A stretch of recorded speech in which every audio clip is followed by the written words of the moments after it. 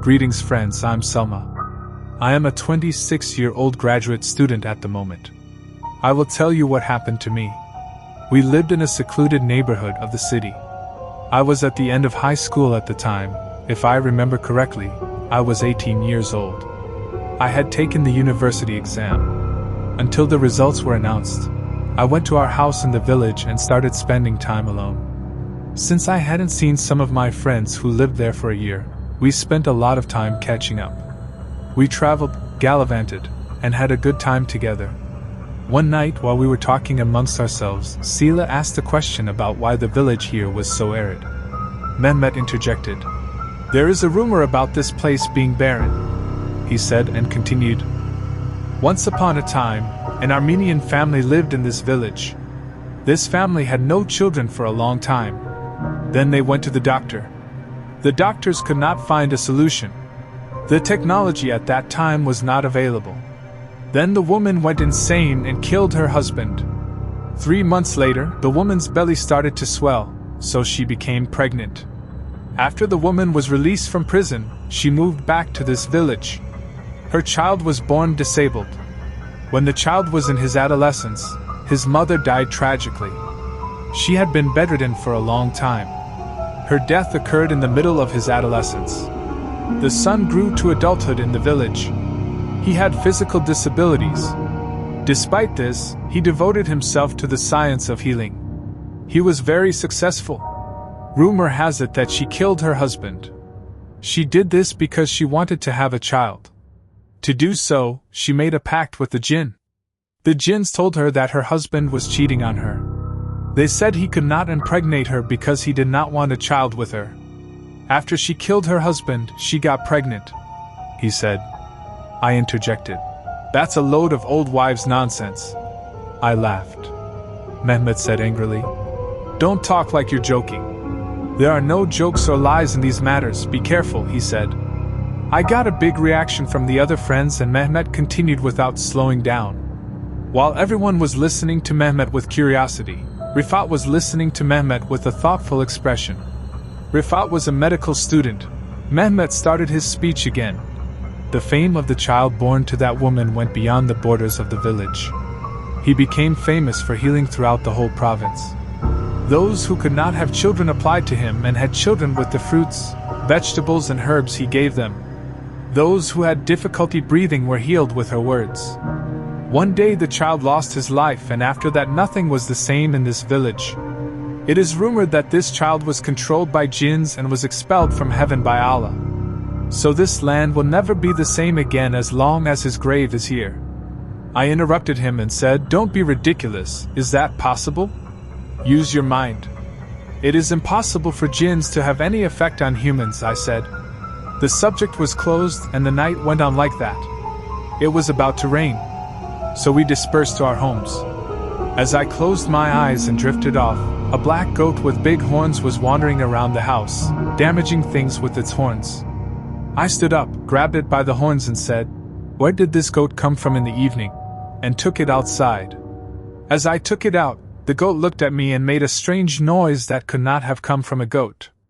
I thought it was one of the goats of the shepherds in the village, but this sound frightened me. How could a goat make such a noise? I immediately closed the door and went inside. I went into the bathroom and washed my face and hands. I had the feeling that a water jet was watching me from the bathroom door. I kept thinking of the story that I had been told. Suddenly my nerves relaxed and I started laughing. "The damn story has affected me a lot," I said and walked to my room. I wanted to sleep early because Rifat and I were going to the bazaar in the morning. As I was falling asleep, I saw a dark tunnel and at the end of it was a goat. A goat with flaming horns. Suddenly I woke up in a sweat. I couldn't move, my arms and legs felt like they were stretched out in all directions. My hand that was holding the goat's horns was burned. It hurt so much and I couldn't get up. In the meantime, I heard that frightening voice again.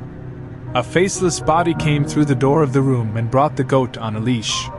He said something I didn't understand and the goat began to beat its flaming horns on the bed. The parts that the goat was hitting started to catch fire and burn the bed. I still couldn't get up. I was about to be burned alive. The faceless being put his hand between my legs. He began to cut the skin of my leg with his long nails. It felt like a deep disaster. When he reached my ankles, he caressed them. Then, he moved his hands closer to my womb. He put his hand into my womb, exposing me to unspeakable pain.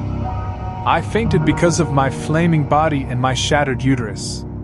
When I came to in the morning, I was bruised from my legs to my ankles and wrists. The bed was covered in blood. I thought I had my period. When I wanted to get out of bed, I couldn't get up. I had a lot of pain in my uterus.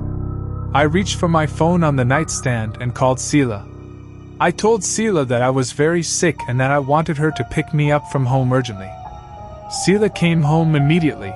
The door was knocking, but I couldn't open it. Meanwhile, I started to hear that voice again. Sela was knocking on the door but couldn't get in. The faceless being and the collared goat came in through the same door. Meanwhile, Sela called Mehmet for help. The goat and the faceless being were getting closer and closer to me. My blood seemed to freeze. I started screaming, thinking that Sela could help me, but they were still approaching me. I was 2 steps away from my bed when the goat's horns caught fire again. I was out of breath, unable to scream anymore. Sela was trying to break down the door, but she was powerless. The sound got louder and louder. As the faceless being started talking to the goat, the door broke. Sela and Mehmet came in. The faceless being looked at the door and disappeared with a scream of its own. Mehmet immediately picked me up and took me to the car. As Mehmet and Sela got into the car, I was in deep pain and crying. Goat and the faceless being appeared in front of the door of the house and looked at me. The faceless being suddenly screamed and my pain increased. I begged Mehmet to take me away, and on the way to the hospital I suddenly started bleeding. When Mehmet noticed my bleeding, Sela got in the back seat and pressed the cloth to stop the bleeding. When we arrived at the hospital, Mehmet immediately called the doctors. After the doctors stopped the bleeding, I saw Rifat coming to the hospital. As they were talking to Mehmet, the doctor told me that I could no longer have children. My world collapsed around me. After I was discharged from the hospital, Rifat stayed at home with me as a companion for a while. He held my hand and said, "Something is happening." "Tell me what happened," he said. I started to tell Rifat what had happened. Rifat told me that I was possessed by a jinn, that my only salvation lay in a Haja, and that he would help me if I accepted everything I had committed.